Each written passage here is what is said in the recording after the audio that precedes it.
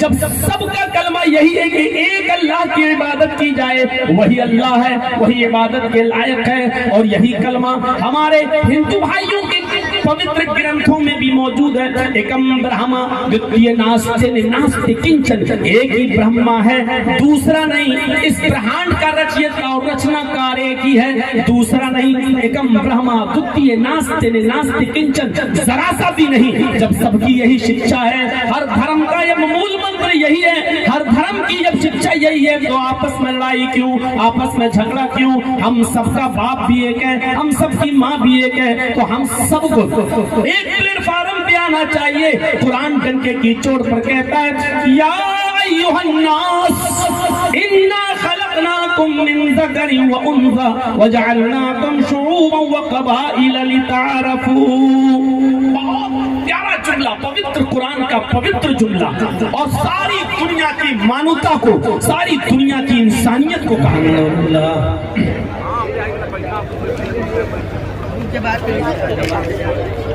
الحمد لله نحمده ونستعينه ونستغفره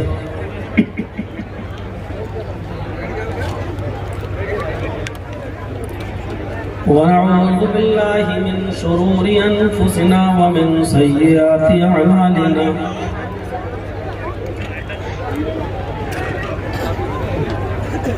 من يهده الله فلا مضل له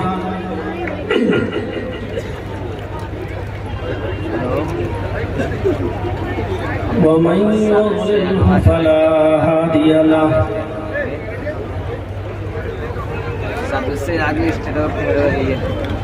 وأشهد أن لا إله إلا الله وحده لا شريك له،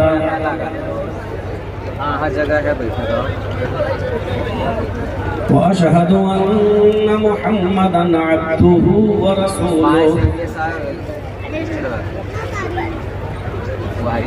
أما بعد فإن خير الحديث كتاب الله،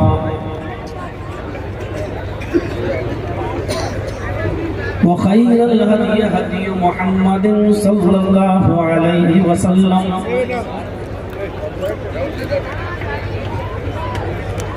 وشر الأمور محدثاتها وكل محدثة بدعة وكل بدعة ضلالة وكل ضلالة في النار۔ أعوذ بالله من الشيطان الرجيم، بسم الله الرحمن الرحيم۔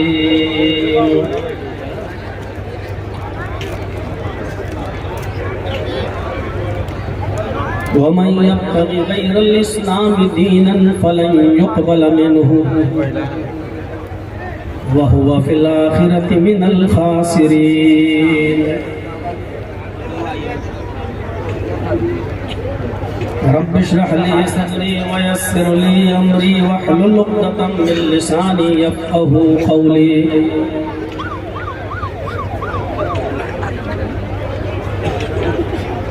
اس عظیم الشان اجلاس کے صدر محترم شیخ محمد ابراہیم حفظہ اللہ، اور اسٹیج پر تشریف فرما ہمارے نہایت ہی معقر علماء کرام اور بالخصوص جناب محمد اکرم صاحب، جنہوں نے بار بار کال کیا اور باقاعدہ لکھنؤ سے 4 ویلر کا انتظام کر کے ہاسپٹل سے مجھے وہاں تک گاڑی بھیج کر ریسیو کیا، اور اس پروگرام کی جنہوں نے اصرار کے ساتھ تاریخ لی تھی، ڈاکٹر محمد فرید احمد سلفی، ان کو بھی اس پروگرام میں شرکت کرنا تھی، ان کا بھی نام اشتہار میں تھا، اور بہت ہی زیادہ اصرار کے بعد انہوں نے یہ 1 مئی کی ڈیٹ یہاں کے لیے فکس کی تھی، لیکن وہ بھی اپنے علاج کے لیے بامبے گئے ہوئے ہیں، اور بامبے جانے کا مقصد ہی آپ سمجھ رہے ہیں کہ چھوٹی موٹی کوئی بیماری نہیں ہے کہ جس کے لیے بمبئی جانا پڑے، کوئی بڑا ہی معاملہ ہوگا جس کے لیے وہ بامبے گئے۔ ان کے لیے ہمیں اور آپ کو دعا کرنا چاہیے کہ اللہ رب العالمین ان کو شفاء کاملہ اور عاجلہ عطا فرمائے۔ اور جب تک میں یہاں پہنچ نہیں گیا تب تک وہ برابر بامبے سے ویڈیو کال کر کے حال معلوم کرتے رہے، کہاں پہنچے، کس جگہ پہنچے، سب کچھ بتاتے رہے، راستہ بھی انہوں نے گائیڈ کیا۔ اللہ رب العالمین ان کو شفاء کاملہ اور عاجلہ عطا فرمائے۔ میں اس وقت بالکل ذہنی طور پر تقریر کرنے کی پوزیشن میں نہیں ہوں، یہ آپ اچھی طریقے سے جانتے ہیں۔ تقریباً 5-6 دن پہلے ہی والد محترم کی طبیعت اتنی خراب ہوئی کہ مجھے ان کو اٹاوا سے لے کر فوراً لکھنؤ میں ریوانٹا ہاسپٹل ہے اس میں مجھے ایڈمٹ کرنا پڑا، اور ابھی تک وہ وہیں ہیں، نہ کچھ کھا پا رہے ہیں نہ پی پا رہے ہیں، آلٹی پڑی ہوئی ہے ناک میں۔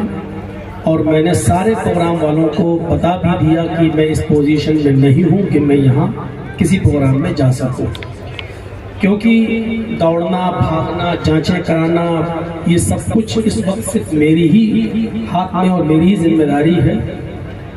میرا چھوٹا بھائی اٹاوا میں ہے اور سب لوگ یہاں ہیں، تو بھاگنے اور دوڑنے کا کام میرے اوپر ہے۔ بہت مشکل سے ایک صورت یہی نکلی تھی کہ رات میں ان کو ٹیبلیٹ دے دی جاتی ہے نیند کی جس سے وہ سو جاتے ہیں، تو آپ کسی طریقے سے 5 بجے 6 بجے ججی صاحب وہاں سے نکلیں اور پروگرام کریں، اور یہاں سے فوراً ہم آپ کو پھر واپس بھیج دیں گے، کیونکہ رات میں کوئی دقت ہونی نہیں چاہیے، اور ہم صبح تک آپ کو پھر لکھنؤ پہنچا دیں گے، دن کا کام آپ وہاں دیکھتے رہیں۔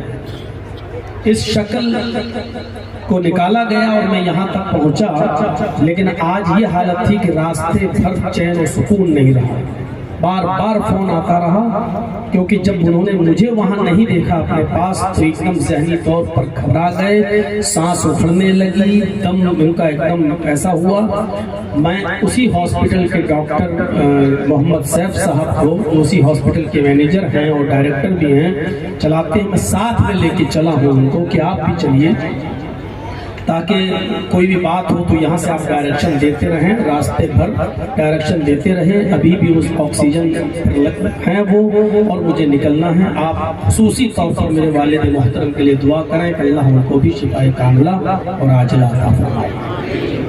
اب آپ خود اندازہ لگا سکتے ہیں کہ جو شخص ایک طرف ادھر دماغ لگا ہو ذہنی طور پر، اور پھر ہم آپ کے جلسے میں، اور دوسرے پریشانی یہ ہے کہ یہاں پر ایک آدمی رک کر سیلفی لے، فوٹو کھینچے، اور ظلم یہ ہے کہ وہ اپنی بات روک کر ہاتھ ملانے کی کوشش کرے، تو یہ ایک اور ظلم ہے، ظلم پر ظلم ہے۔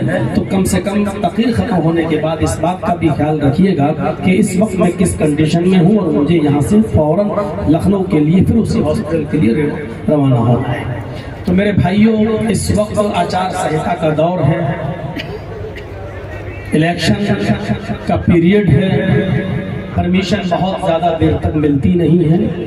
پرشاسن کے لوگوں کا بہت بڑا احسان کہہ لیجیے ان کا، میں آبھاری ہوں کہ انہوں نے یہ 11:30 بجے تک بھی جو آپ کو پرمیشن دی ہے، اس پر میں ان کا آبھار پرکٹ کرتا ہوں، ان کو اس بات کے لیے ان کا میں شکریہ ادا کرتا ہوں، اور یہ آپ کا احسان ہے ہمارے اوپر کہ آپ نے اس بات کی پرمیشن دے کر ایک دھارمک سبھا کو کامیاب بنانے کی کوشش کی ہے۔ اس کا آپ کو ضرور اجر ملے گا، انعام ملے گا، اور اوپر والا آپ کی اس نیکی کو دیکھ رہا ہے۔ میرے بھائیوں، قرآن کریم کی جو آیت میں نے آپ کے سامنے پڑھی اور تلاوت کی ہے، اس آیت کے اندر اللہ تبارک و تعالیٰ نے فرمایا ہے کہ وَمَن يَبْتَغِ غَيْرَ الْإِسْلَامِ دِينًا فَلَن يُقْبَلَ مِنْهُ، اسلام کو چھوڑ کر کوئی دوسرا دین جو تلاش کرے گا، ڈھونڈے گا، تو وہ دین اس کا قابل قبول نہیں ہے۔ ریجیکٹ فلن یقبل منہ کہا گیا ہے کہ وہ اس کا قبول نہیں کیا جائے گا وَهُوَ فِي الْآخِرَةِ مِنَ الْخَاسِرِينَ اور آخرت کے اندر وہ شخص نقصان اٹھانے والوں میں سے ہو جائے گا. کوئی بھی شخص اس کو اپنے اوپر نہ لے اور یہ نہ سوچے کہ یہ تو آپ اپنے مذہب کی تعریف کر رہے ہیں، اس کا مطلب کیا ہے؟ کیا دوسرے مذہب غلط ہیں یا دوسرے دھرموں کا کھنڈن کر رہے ہیں؟ ایسی بات نہیں ہے. میں اسلام کی تعریف اور اسلام کی پرشنسا صرف اس لیے کر رہا ہوں، اس لیے نہیں کہ میں مسلمان ہوں، بلکہ اس لیے کر رہا ہوں کیونکہ اللہ تبارک و تعالیٰ کی طرف سے جو دین نازل ہوا ہے، جو دین اترا ہے، وہ صرف اسلام ہے اور یہ اسلام سب کا ہے. اگر یہ صرف کسی ایک خاص قوم، ایک خاص طبقے کا، ایک خاص ذات سے ریلیٹڈ ہوتا تو میں اس کو بیان نہیں کرتا، نہ میں اس کو بتاتا. اسلام کی تعریف اس لیے میں کر رہا ہوں کیونکہ یہ اسلام صرف مسلمانوں کا ہے ہی نہیں، یہ اسلام سب کا ہے اور جو چیز سب کی ہو اس کی تعریف ہونی چاہیے. جیسے اللہ رب العالمین نے یہ ہوا جو چلائی ہے، جو ہم اور آپ بیٹھے جس ہوا میں، یہ ہوا مسلمانوں کی نہیں ہے، یہ ہوا ہندو بھائیوں کی نہیں ہے، یہ ہوا سکھوں کی اور عیسائیوں کی اور یہودیوں کی اور جینیوں کی اور بدھسٹوں کی نہیں ہے، یہ ہوا سب کی ہے کیونکہ اللہ رب العالمین نے اس کو سب کے لیے اس کی تخلیق کی ہے. آسمان سب کے لیے ہے، آسمان سے برسنے والی بارش سب کے لیے ہے اور جس پر سب کا ادھیکار ہو تو وہ سب کے لیے ہوتی ہے.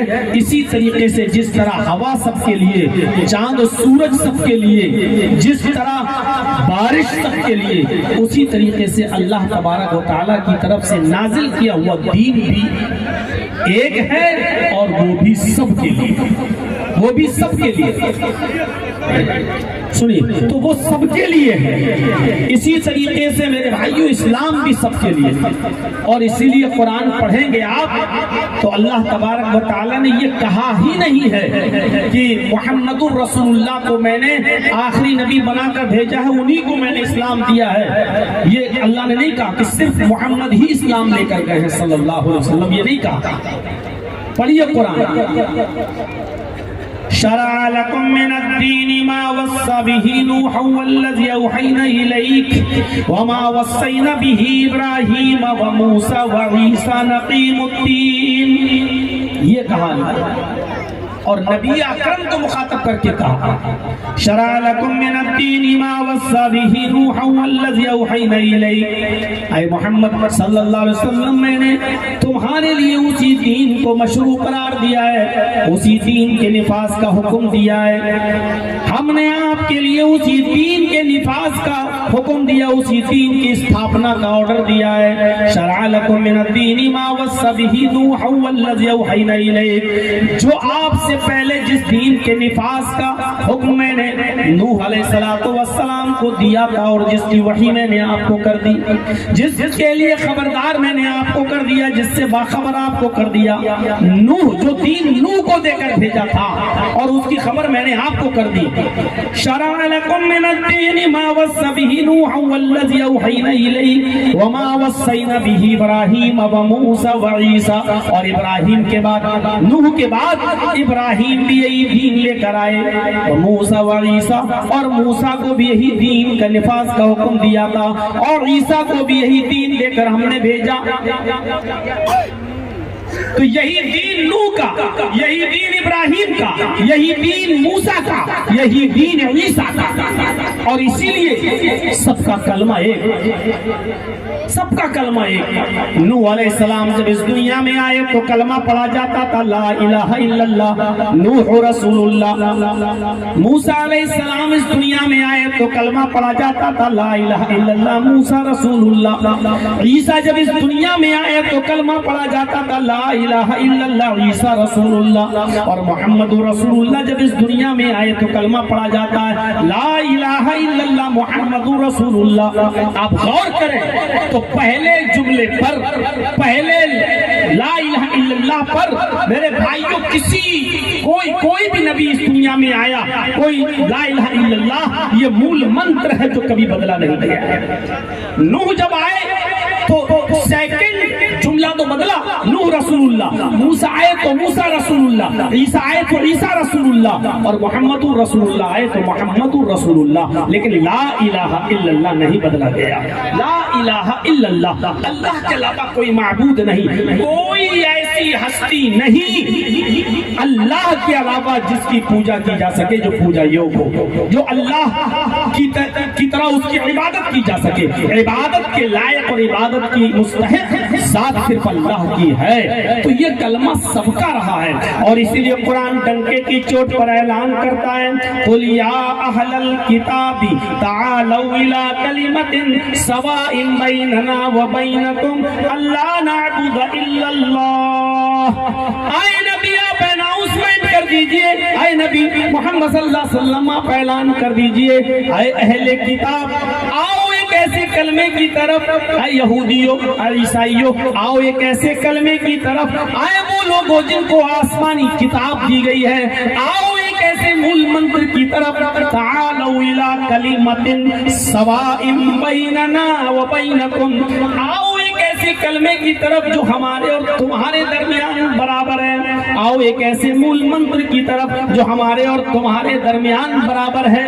یعنی قرآن یہ کہتا ہے آؤ ایک ایسے کلمے کی طرف. وہ یہودیوں سے بھی کہتا ہے کہ تمہارا بھی کلمہ ایک، عیسائیوں سے کہتا ہے تمہارا بھی کلمہ ایک. تو پھر دنیا میں فساد کیوں، پھر دنیا میں جھگڑا کیوں، پھر دنیا میں ایک دوسرے کا ورود کیوں ہے، جب سب کا کلمہ یہی ہے کہ ایک اللہ کی عبادت کی جائے، وہی اللہ ہے، وہی عبادت کے لائق ہے. اور یہی کلمہ ہمارے ہندو بھائیوں کے پوتر گرنتھوں میں بھی موجود ہے. ایکم برہما دتیہ ناستے ناستے کنچن، ایک ہی برہما ہے دوسرا نہیں. اس برہانڈ کا رچیتا اور رچنا کار ایک ہی ہے دوسرا نہیں. ایکم برہما دتیہ ناستے ناستے کنچن، ذرا سا بھی نہیں. جب سب کی یہی شکشا ہے، ہر دھرم کا یہ مول منتر یہی ہے، ہر دھرم کی جب شکشا یہی ہے تو آپس میں لڑائی کیوں، آپس میں جھگڑا کیوں؟ ہم سب کا باپ بھی ایک ہے، ہم سب کی ماں بھی ایک ہے، تو ہم سب کو ایک پلیٹ فارم پہ آنا چاہیے.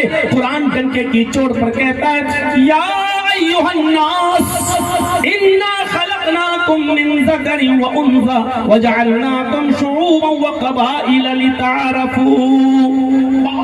پیارا جملہ، پوتر قرآن کا پوتر جملہ، اور ساری دنیا کی مانوتا کو، ساری دنیا کی انسانیت کو کہا گیا ہے. آپ غور کریں، ساری دنیا کی مانوتا کو، ساری دنیا کی انسانیت کو کہا گیا ہے. صرف مسلمانوں کو سمبودھت نہیں کیا گیا.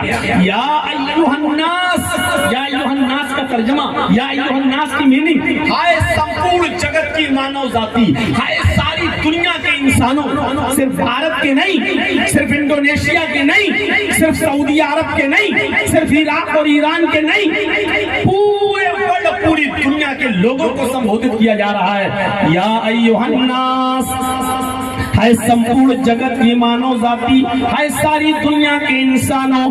انا خلقناکم من ذکر و انثی، ہم نے تم کو ایک ہی مرد اور ایک ہی عورت سے جنما ہے. ہم نے تم کو ایک ہی مرد اور ایک ہی عورت سے پیدا کیا ہے. تمہاری سرشٹی ایک ہی ماتا اور ایک ہی پتا سے ہوئی ہے. تمہاری رچنا ایک ہی پتا اور ایک ہی ماتا سے ہوئی ہے. من ذکر و انثی پر غور کرو، تمہارا پتا ایک، تمہاری ماں ایک. یعنی قرآن کہہ رہا ہے ساری دنیا کے لوگوں تمہارا باپ ایک ہے، تمہاری ماں ایک ہے. جب ہم سب کا باپ ایک ہے اور ہم سب کی ماں ایک ہے تو اس کا مطلب یہ ہے کہ ہم سب آپس میں بھائی بھائی ہیں. تو ہم یہ کہہ سکتے ہیں یا ایھا الناس، اے ساری دنیا کے انسانوں، اے پورے ورلڈ، پورے جگت کی مانوتا اور انسانوں سن لو، ہم نے تم کو ایک ہی مرد اور ایک ہی استری سے پیدا کیا ہے. تمہارا باپ ایک اور تمہاری ماں ایک. باپ کا نام آدم، ماں کا نام حوا. ہندو پوتر گرنتھوں کے مطابق دیکھ لیں تو باپ کا نام آشو منو اور ماں کا نام ہیوتی حوا یا شتروپا. میرے بھائیوں، ایک ہی باپ ہے اور ایک ہی ماں ہے. ہم سب ایک ہی باپ کے اور ایک ہی ماں کے بیٹے ہیں. اس لیے قرآن نے کیا کہا؟ ہم نے نے تم کو ایک ہی مرد اور ایک ہی स्त्री سے پیدا کیا, تم سب آپس میں بھائی بھائی ہو.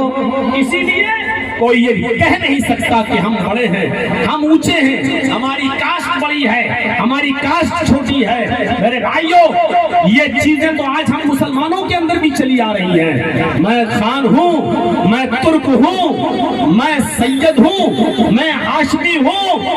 محمد رسول اللہ نے جب اپنا آخری خطبہ دیا حجۃ الوداع کے اندر, اس خطبے کے اندر بھی آپ نے ایک ہی بات کہی, کلکم من آدم و آدم من تراب, لا فضل لعربی علی عجمی ولا لعجمی علی عربی.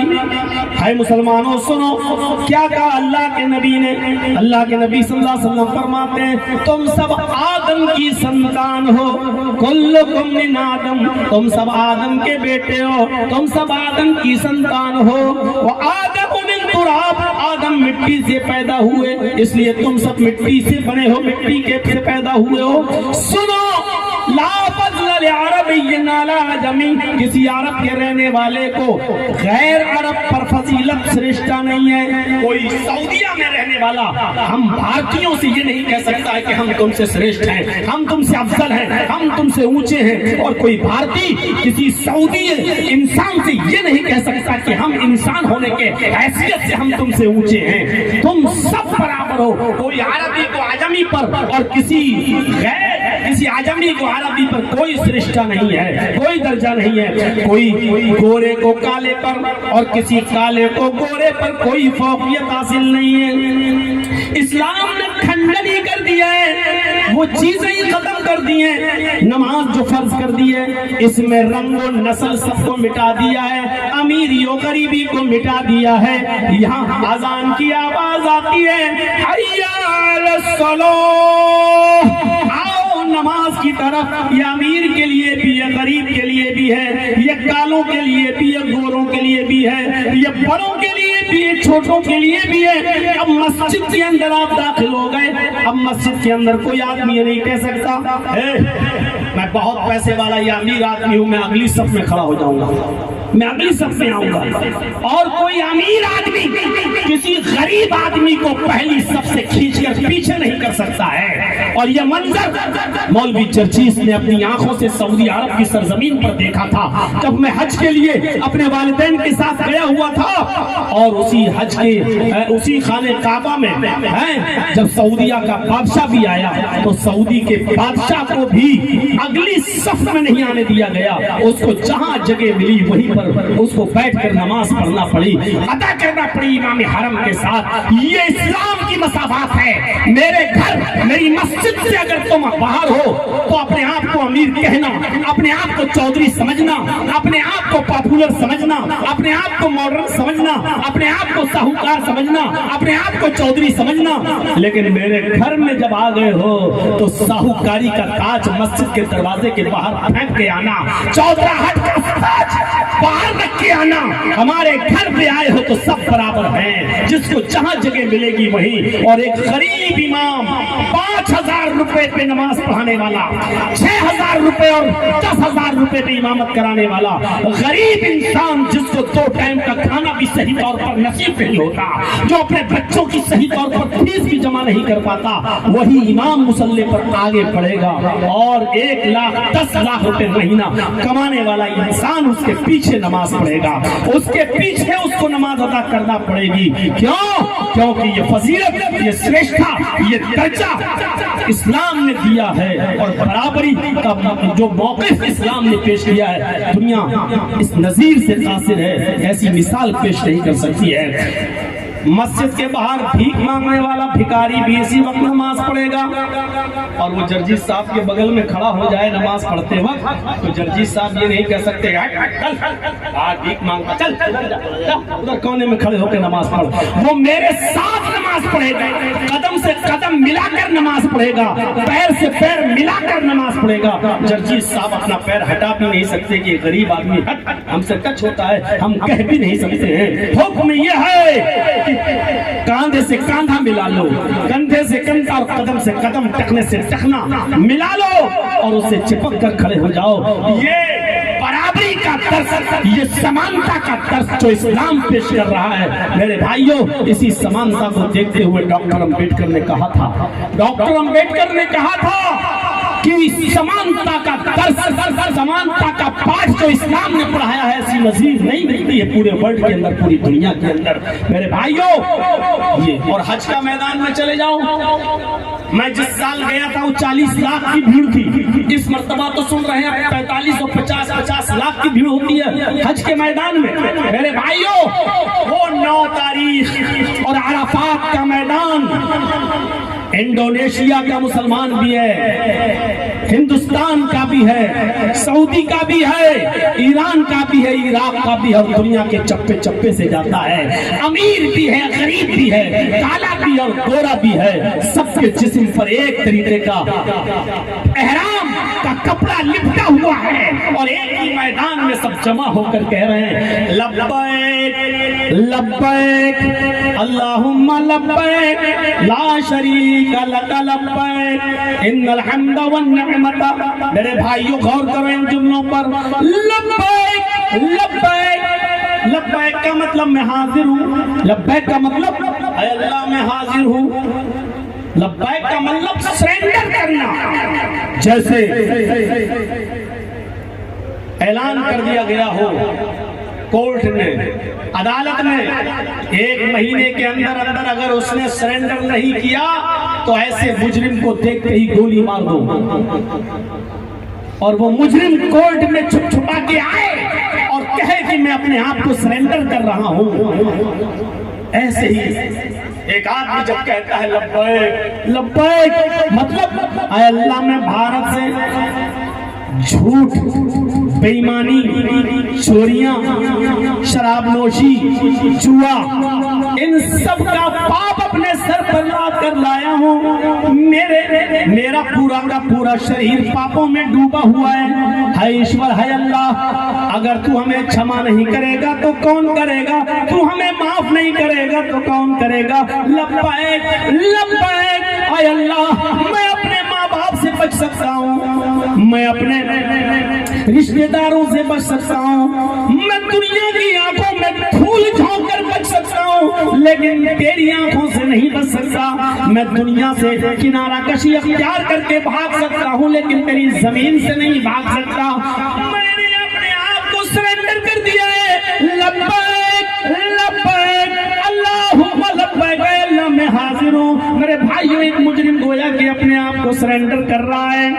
اب آپ اندازہ لگائیے اور سوچئے, یہ اسلام درس دیتا ہے امیری اور غریبی کے فرق کو مٹا دیا. کوئی چیز نہیں ہے اسلام کے اندر. آپ نظر ڈالیں, نظر خانہ کعبہ میں اذان دینے کا حق اس شخص کو دیا گیا ہے. اذان دینے کے لیے اس شخص کو بلایا گیا ہے اور اس کو اتھارٹی دی گئی ہے, پاور دیا گیا ہے. جو شکل و صورت میں علماء سے پوچھو, حدیث کی کتابوں میں آتا ہے کہ کوئلے کے رنگ سے زیادہ کالا, جس کو دنیا بلال حبشی کے نام سے یاد کرتی ہے, جو بہت ہی زیادہ کالے, کوئلے کے رنگ سے زیادہ کالے, لیکن حبشہ سے آنے والا یہ شخص محمد رسول اللہ نے حضرت بلال سے کہا خانہ کعبہ پر اس کے اونچی جگہ پر کھڑے ہو کر اذان کے کلمات تم ادا کرو گے. اور حضرت بلال اذان دیا کرتے تھے, اللہ اکبر اللہ اکبر. غور کرو, اسلام نے کالے اور گورے کے رنگ کو مٹا دیا, کالے اور گورے کے جھگڑے کو ختم کر دیا. کوئی گورا ہے وہ زیادہ محبوب ہے, نہیں مانا جائے گا, اور کالے سے اس لیے نفرت کرو کہ وہ کالا ہے, میرے بھائیوں یہ نہیں چلے گا. اسلام کے اندر قطعی کوئی گنجائش نہیں ہے. حضرت بلال کو یہ شرف حاصل ہوا, اور جب آپ جنت و جہنم کا دورہ کر کے معائنہ کر کے معراج سے واپس لوٹے, آپ نے حضرت بلال کو دیکھ کر کہا این البلال, این بلال, بلال کہاں ہے؟ کہا لبیک, اے اللہ کے نبی میں یہاں ہوں. اللہ کے نبی نے بلال کو دیکھا, فرمایا اے بلال ایسا کون سا نیک عمل کرتے ہو, ایسا کون سا نیک کام کرتے ہو کہ میں نے جنت کے اندر تمہارے جوتوں کی آواز سنی, میں نے جنت کے اندر تمہارے جوتیوں کی آواز سنی. میرے بھائیو, حضرت بلال जिनकी शक्ल और सूरत को कोयले से ज्यादा काला कहा, लेकिन हजरत बिलाल की फजीलत देखिए। अल्लाह के नबी मजमे में कह रहे हैं, बिलाल ऐसा कौन सा अमल करते हो कि मैंने तुम्हारी आवाज जूतों की आवाज, यानी चल तुम दुनिया में रहे थे और उसकी आवाज जूतों की मैंने जन्नत में सुनी है। हजरत बिलाल ने कहा, अल्लाह के नबी ऐसा तो कोई खास अमल नहीं है, हाँ एक अमल ऐसा है जो मैं करता हूँ औरों को नहीं देखता। फरमाया क्या?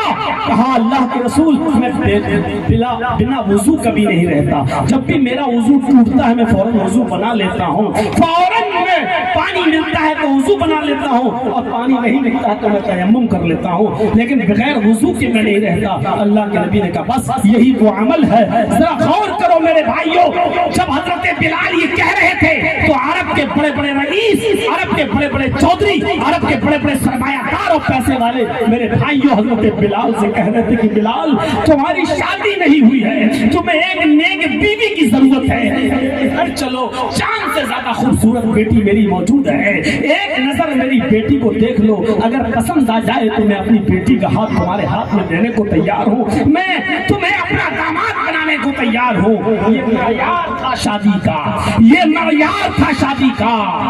बम्बई से नोट कमा कर लाओ और यहाँ आकर देखो लड़का नमाजी है कि नहीं, रोजेदार है या नहीं, ये न देख कर ये देखो कि इंजीनियर है या नहीं, डॉक्टरी पढ़ी है या नहीं, क्वालिफाइड कितना है, एजुकेटेड कितना है, भले ही वो कोई भी रहे और कुछ भी रहे। मेरे प्यारे साथियों, हम लोगों ने जो जब से ये मायार देखे हैं, आज कोर्ट और कचहरियों के चक्कर लगाते लगाते परेशान हैं, क्योंकि तलाकों की नौबतें ज्यादा आ रही हैं। क्यों? जब हमने दीनदारी के मायार को खत्म कर दिया, दीनदारी देखना खत्म कर दिया, लड़के वालों ने लड़की के अंदर और लड़की वालों ने लड़के के अंदर जब ये दीनदारी का मायार देखना शुरू कर दिया तो मामला आगे बढ़ गया।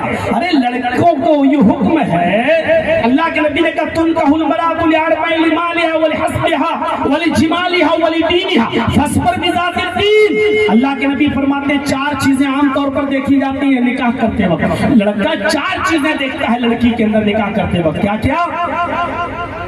लियारबाई लिमालिहा, माल कितना मिलेगा, जैसे कुत्तों की नजर हड्डी पर होती है। मैं बदनाम हूं इस मामले में और कोई फर्क नहीं पड़ता।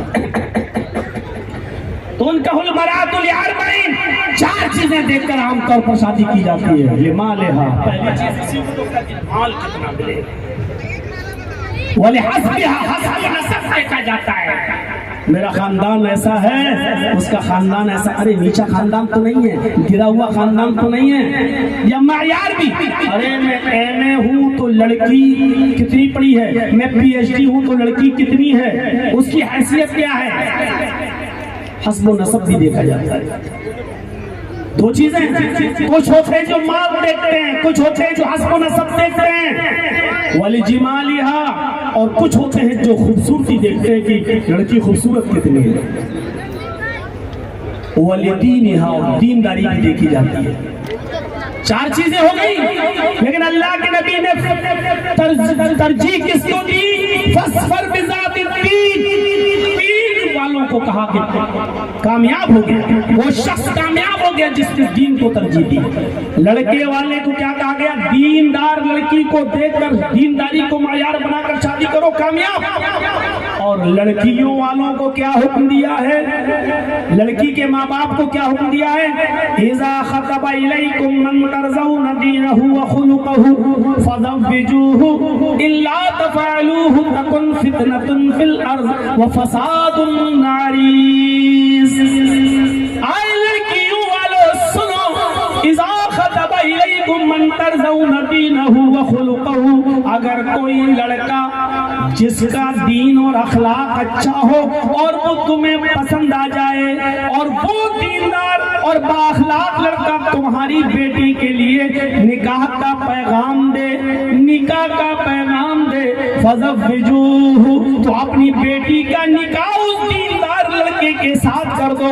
उस दीनदार लड़के का पैगाम अपने घर से खाली मत जाने दो, उस दीनदार लड़के को नाउम्मीद मत जाने दो, उस दीनदार लड़के को अपने घर से मायूस मत जाने दो। फज़व्विजूहु, अपनी बेटी का निकाह उस लड़के के साथ कर दो। اگر تم نے ایسا نہ کیا، اگر تم نے ایسا نہ کیا تکن فتنۃ فی الارض، تو زمین کے اوپر فتنہ پھیل جائے گا، وفساد عریض، اور لمبا چوڑا فساد تم دیکھو گے۔ دینداری کو معیار بتایا گیا ہے۔ تو میرے پیارے ساتھیوں، اسلام نے چھوٹ چھاٹ کو منع کیا، ذات برادری کو منع کیا، اونچ نیچ کو منع کیا، امیری غریبی کی کوئی حیثیت نہیں، کالے اور گورے کی کوئی حیثیت نہیں۔ حضرت عمر فاروق جب بیت المقدس کی طرف جا رہے تھے، بہت سے صحابہ آپ کے ساتھ تھے، ایک جماعت آپ کے ساتھ تھی، لیکن جس اونٹنی پر آپ بیٹھے تھے اس پر صرف ایک شخص بیٹھ سکتا تھا، کیونکہ پچھلے حصے پر سامان لدا ہوا تھا۔ تو آپ اپنے غلام کے ساتھ جا رہے تھے، ایک میل غلام اونٹنی کی لگام کو پکڑتا تھا اور حضرت عمر اونٹ پر بیٹھتے تھے، پھر ایک میل عمر فاروق اونٹنی کی لگام کو پکڑتے تھے اور غلام اونٹ کے اوپر بیٹھتا تھا۔ جب بیت المقدس آیا تو تعجب یہ ہے میرے بھائیوں، ایک میل رہ گیا تو حضرت عمر فاروق کے اونٹنی کی لگام پکڑنے کی باری آ گئی، نمبر حضرت عمر فاروق کا آ گیا۔ حضرت عمر فاروق نے جب لگام پکڑنا چاہی تو ان کے غلام نے کہا، امیر المومنین، آپ امیر المومنین ہیں، آپ چیف منسٹر ہیں اور آپ اونٹنی کی لگام کو پکڑیں گے، یہودی کھڑے ہیں، عیسائی کھڑے ہیں، عزت کا کچرا نکل جائے گا، لوگ مذاق اڑائیں گے کہ واہ غلام اونٹ پر بیٹھا ہے، اور حضرت عمر فاروق امیر المومنین اونٹنی کی لگام پکڑے ہوئے ہیں۔ حضرت عمر فاروق نے کہا، میری باری آئی ہے، میں اونٹنی کی لگام کو میں پکڑوں گا، تم بیٹھو، اگر آج میری عزت کا کچرا نکل جائے، لیکن اگر آج ہم دوبارہ اونٹ کے اوپر بیٹھ گئے اپنی باری کے باوجود، لگام پکڑنے کی باری کے باوجود اونٹ پر بیٹھ گئے تو اسلام کا جنازہ نکل جائے گا۔ مجھے یہ گوارا ہے کہ میری عزت کا جنازہ نکل جائے، لیکن یہ گوارا نہیں کہ اسلام کی عزت کا جنازہ نکلے۔ حضرت عمر فاروق نے اونٹ کی لگام کو پکڑا، لے کر چلے، یہودی اور عیسائی چیخ رہے تھے کہ امیر المومنین کیا وہ ہے جو اونٹ کے اوپر بیٹھا ہے؟ اے مسلمانوں، تمہارا امیر المومنین وہ ہے جو اونٹ کے اوپر بیٹھا ہے؟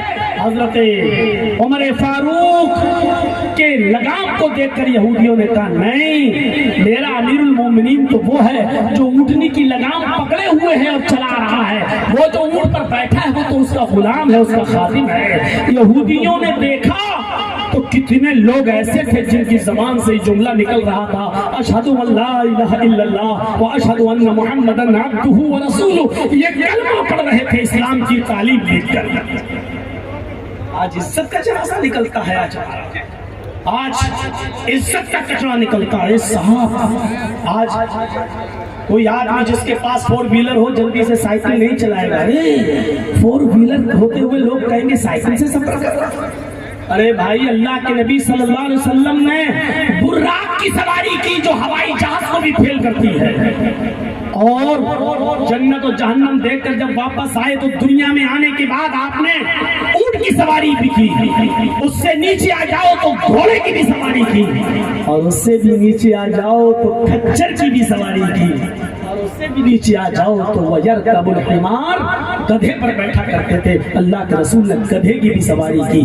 آج کے دور میں گدھے پر بیٹھ کر سواری کرنے والے کو آپ کس نظر سے دیکھیں گے؟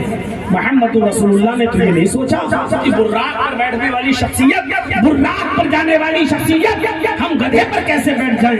میرے بھائیو، محمد رسول اللہ کی امت کے اندر یہ گھمنڈ کیسے آ گیا کہ فور ویلر، انووا اور سوئفٹ چلانے والا آدمی پھر یہ سوچنے کا وہ سائیکل کیسے چلائیں گے؟ میرے بھائیو، تکبر نکالیے۔ اسلام نے ان تمام چیزوں پر قدر لگائی ہے۔ رمضان کا مہینہ اب گزر چکا ہے، ہر آدمی محاسبہ کرے، احتساب نفس اپنا اپنے ضمیر میں غریبانوں کے بٹن کھول کر جھانکے اور سوچے کہ رمضان کے بعد اس کی زندگی پر کیا اثرات مرتب ہوئے ہیں، روزے نے اس کی زندگی پر کتنے اثرات مرتب کیے ہیں۔ کتنے لوگوں نے شرابیں چھوڑی ہیں، کتنے لوگوں نے جوا چھوڑا ہے، کتنے لوگوں نے قمار بازی چھوڑی ہے، کتنے لوگوں نے گالی بکنا چھوڑا ہے، کتنے لوگوں نے تقویٰ اپنے اندر اپنایا ہے۔ ہم مسلمان غور کریں، کیونکہ رمضان کا مقصد تو وہی تھا۔ ایک بات بتائیے، جرجیت صاحب بمبئی میں کام کرتے ہیں، کما کر لائے اور اپنا گھر بنایا آپ کے گاؤں میں، موہانے میں، بلڈ پور میں، بہت اچھی بلڈنگ بنوائی اور بن کے جب تیار ہو گئی، 2 منزل 3 منزل مکان بن کے تیار ہو گیا، اور مزدوروں نے بتایا کہ مکان بن کر تیار. میں نے کہا ٹھیک ہے اب جاؤ. اور جرجیت صاحب ہتھوڑا لے کر بیٹھ گئے اور اوپر سے ایک ایک اینٹ توڑنے لگے. پھینکا نیچے, پھر پھینکو نیچے, دوسری اینٹ پھینکو نیچے, اور شام ہوتے ہوتے پورے مکان کی ایک ایک اینٹ کو توڑ ڈالیں اور پھینک دیں تو لوگ کیا کہیں گے؟ ہم لوگ کہیں گے کہ اس کو بریلی کے پاگل خانے میں بھرتی کر دو یا آگرہ لے جاؤ. کمینے, جب تجھے مکان توڑنا ہی تھا تو بنوایا کیوں؟ ہم لوگ انصاری برادری سے تعلق رکھتے ہیں. تانا بانا سب لائے اور لانے کے بعد اس میں کلپ لگایا, سود ماڑی والی دی, اور اس کے بعد 3-4 دن اس مرحلے سے گزرنے کے بعد اس کے بعد پاور لوم پہ آیا اور پھر بانے کے ذریعے ہم نے اس کو بنا اور ایک گمچھا تیار ہو گیا, لنگی تیار ہو گئی, ایک ساڑی بن کر تیار ہو گئی. اور جیسے ہی لنگی ساڑی تیار ہوئی ہم نے اس کو کاٹا اور لے کر بیٹھ جائیں اور ایک ایک تار اس کا لے کے الگ کرنے لگے اور 1 گھنٹے میں پورا گمچھا ادھیڑ کر پھینک دیں. میرے بھائیو لوگ کیا کہیں گے؟ ابے کمینے, جب تجھے گمچھا پھاڑنا ہی تھا تو پھر بنا کیوں, اس کو تیار کیوں کیا جب پھاڑنا ہی تھا؟ تو قرآن نے کیا کہا؟ وَلَا تَكُونُوا كَالَّتِي نَقَضَتْ غَزْلَهَا مِن بَعْدِ قُوَّةٍ أَنْكَاثًا. اس عورت سے مثال دی, اس عورت کی طرح مت ہو جاؤ جس نے بڑی محنت کے ساتھ کپڑا دھاگا بنا کر تیار کیا, کوئی کپڑا بن کر تیار کیا اور پھر وہ ایک طرف بیٹھ گئی اور اس کا ایک ایک تار لے کر الگ کرنے لگی اور اس نے چند سیکنڈوں کے اندر اس کو الگ کر دیا, اس کو بکھیر کے رکھ دیا, تار تار کر دیا, یعنی ساری محنت پہ پانی پھیر دیا. میرے بھائیو غور کرو, رمضان کے مہینے میں تم نے نمازیں پڑھی, رمضان کے مہینے میں تم نے روزے رکھے, رمضان کے مہینے میں تم نے راتیں جاگی, شب قدر کا اہتمام کیا, اللہ سے دعائیں مانگی, حلال روزی کھائی, حرام سے اجتناب کیا, گالیوں سے اجتناب کیا, جھوٹ سے اجتناب کیا, ان تمام چیزوں سے تم بچ گئے. اور عید کا چاند ہونے کے بعد, نماز عید پڑھنے کے بعد, عید کی نماز پڑھنے کے بعد تم نے اب ڈی جے بجانا شروع کر دیے, گانے بجانا شروع کر دیے, شراب پینا شروع کر دی, آپ نے جھوٹ بولنا شروع کر دیا, پھر حرام کھانا شروع کر دیا. ارے اللہ کے بندو, جب تمہیں اپنے روزوں کو خراب ہی کرنا تھا تو پھر رکھے کیوں ہیں؟ جب تمہیں مکان بنا کر توڑنا ہی تھا تو بنایا کیوں؟ جب کپڑا پھاڑنا ہی تھا تو بنا کیوں؟ جب تم کو یہی سب کچھ کرنا تھا تو پھر رمضان کے روزے رکھے کیوں؟ وَلَا تَكُونُوا كَالَّتِي نَقَضَتْ غَزْلَهَا. اللہ کے نبی قرآن کہتا ہے کہ اس عورت کی طرح مت ہو جانا جس نے بڑی محنت مشقت کے بعد کپڑا تیار کیا اور بیٹھ گئی اس کو تار تار کرنے کے لیے, بیٹھ گئی اس کو الگ الگ کرنے کے لیے. میرے پیارے ساتھیوں, ان چیزوں کو ذہن میں رکھیے اور یاد رکھیے, بہت عقل مندی سے کام لینے کی ضرورت ہے اس وقت. میں آپ کو پھر کہہ کے جا رہا ہوں, اللہ نے عقل دی ہے, آسمان سے اب کوئی نبی نہیں آئے گا تمہیں سمجھانے کے لیے اور تمہیں بتانے کے لیے. یہ اسلام قیامت تک کے لیے رہے گا. جب تک قیامت نہیں آتی ہے اسلام اپنی اصلی شکل میں اسی طریقے سے باقی رہے گا, لیکن کوئی نبی نہیں آئے گا سمجھانے کے لیے. اس وقت عقل کے ناخن لینے کی ضرورت ہے. قدم قدم پر آپ کو اکسانے کی کوشش کی جائے گی. یہ ماحول ایسا ہے میرے بھائیوں کہ آپ دلی کے اسکولوں میں بم بھی رکھے جائیں گے, یہ سب کچھ ہوگا. اور یہ بھی یاد رکھیے گا, جب تک یہ الیکشن کا دور ختم نہ ہو جائے ابھی کچھ بھی ہو سکتا ہے, کچھ بھی. یہ اس وقت آپ عقل کے ناخن لیں گے, صبر سے کام لیں گے, جذبات میں آنے کی ضرورت نہیں ہے. اس وقت آپ کو صرف یہ دیکھنا ہے ہمارا نقصان کم کس میں ہے, نقصان سب میں ہے. آپ کا, آپ کہیں بھی جائیں گے آپ کا نقصان ہر جگہ ہے. اس وقت لڑائی نقصان اور فائدے کی نہیں ہے, آپ کے لیے فائدے مند کوئی نہیں ہے. اس وقت آپ کو یہ دیکھنا ہے کہ ہمارے لیے کم نقصان دہ کون ہے. آپ اس وقت اس پوزیشن میں بیٹھے ہوئے ہیں کہ آپ کی بیوی کو ڈلیوری ہو رہی ہے, بچہ پیدا ہو رہا ہے اور ڈاکٹر نے یہ کہہ رکھا ہے ہم بیوی یا بچے میں سے کسی ایک کو بچا سکتے ہیں. سیریس ہے معاملہ, یا تو بچہ بچا سکتا ہوں یا بیوی بچا سکتا ہوں, یعنی بچہ یا بچے کی ماں, بتاؤ کس کو بچائیں. نقصان دونوں صورتوں میں ہے, بیوی کھو رہا ہوں تب بھی نقصان, بچہ کھو رہا ہوں تب بھی نقصان. لیکن اس وقت آپ یہ فیصلہ کریں گے کہ کم نقصان کس میں ہے, تو آپ یہ سوچتے ہیں بیوی رہے گی تو بچے اور بھی آ جائیں گے, اگر بچہ جا رہا ہے تو جانے دو. اس وقت آپ اپنے دل پر پتھر رکھ کر رنجیدہ اور غم کے ساتھ یہ فیصلہ کریں گے اور ڈاکٹر سے کہیں گے ٹھیک ہے بیوی کو بچا لو, اس کی ماں کو بچا لو, بیوی رہے گی تو اللہ بچے اور بھی دے گا. میرے بھائیوں, جبکہ نقصان بچے کو کھونا بھی ہے لیکن چھوٹا نقصان ہے, بڑے نقصان سے آپ نے اپنے آپ کو بچا لیا. یہی صورتحال ہے اس وقت آپ کے پاس. آپ جواب نہیں دے سکتے, کوئی سننے والا نہیں ہے, آپ کی کوئی سننے والا نہیں ہے. اس وقت صورتحال یہ ہے کہ ایک ندی پر, ایک تالاب کے کنارے شیر اور بکری دونوں پانی پی رہے ہیں. شیر اور بکری دونوں, اور شیر کی طرف سے بہتا ہوا پانی بکری کی طرف آ رہا ہے. ایک گھاٹ ہے, ندی ہے, اور شیر پانی پی رہا ہے, اس کا جھوٹا پانی بکری کی طرف بہتا ہوا آ رہا ہے اور بکری بھی وہی پانی پی رہی ہے. الٹا شیر کہہ رہا ہے بکری تو نے میرا پانی گندا جھوٹا کیوں کیا, جبکہ پانی شیر کی طرف سے آیا, جھوٹا وہ کر رہا ہے. اور بکری سے کہہ رہا ہے بکری تو نے میرا پانی جھوٹا کیوں کیا, اور بکری نے کہا رے جنگل کے راجا میں نے آپ کا پانی کہاں جھوٹا کیا, پانی تو آپ کی طرف سے آ رہا بہتا ہوا, آپ کا جھوٹا پانی میں پی رہی ہوں, میری طرف سے تھوڑی جا رہا پانی تو آپ جھوٹا کر رہے ہیں, میری طرف تو آ رہا, میں تو آپ کا جھوٹا پانی پی رہی ہوں. شیر نے کہا اچھا تو زبان بھی چلاتی ہے, منہ بھی کھول رہی ہے, گیا اور اس کو پھاڑ دیا اور کھا گیا. میرے بھائیوں, یہی صورتحال ہے. آپ صحیح بات پر بھی آواز اٹھائیں گے تو کوئی سننے والا نہیں ہے, مجرم آپ قرار دیے جائیں گے. اس وقت سب چاروں طرف اندھے بہرے گونگے لوگ بیٹھے ہوئے ہیں جو صرف کسی کی نہیں سن رہے ہیں. میرے بھائیوں, اور جس کی سن رہے ہیں اس کی طرف بولنا اشارہ کرنا بھی ہمارے لیے جرم ہوگا, اور آپ کو تو معلوم ہی ہے کہ ہم کہاں کہاں ہو کے آ چکے ہیں. تو میرے پیارے ساتھیوں, اس وقت ایک اشارہ کرنا آپ کے لیے یہی ہے کہ بڑی عقل مندی کی ضرورت ہے.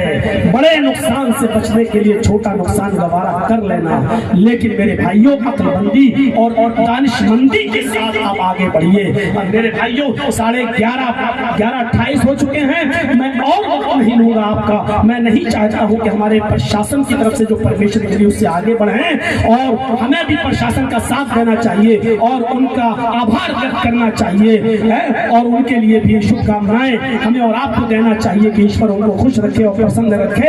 بس اتنی سی باتیں تھیں, اور پھر مجھے آپ جانے دیجئے. میرے بھائیوں, اس کے باوجود اگر آپ سیلفی لیں گے, میرے پیچھے دوڑیں گے اور ہاتھ ملانے کی کوشش کریں گے, تو میں یہ سمجھوں گا کہ آپ کو نہ جرجیت سے ہمدردی ہے, نہ میرے مریض باپ سے آپ کو ہمدردی ہے. میں جس صورت میں آیا ہوں اسی صورت میں واپس جانے دو تاکہ میں ان کو دیکھ سکوں. اور پھر دعا کی درخواست ہے, میرے والد کے لیے بھی دعا کریں, اور ان کے علاوہ جتنے لوگ بیمار ہیں اللہ تعالیٰ ان سب کو شفائے کاملہ اور عاجلہ عطا فرمائے. اللہ ہم سب کو خوش رکھے, ہم سب کو عقل و شعور سے کام لینے کی توفیق عطا فرمائے, ہم سب کو اسلام پر عمل کرنے کی توفیق عطا فرمائے. اللہ ہم سب کو جب تک زندہ رہنا اسلام پر رکھنا اور خاطرہ ہو تو ایمان پر فرمانا. وما علینا الا البلاغ المبین.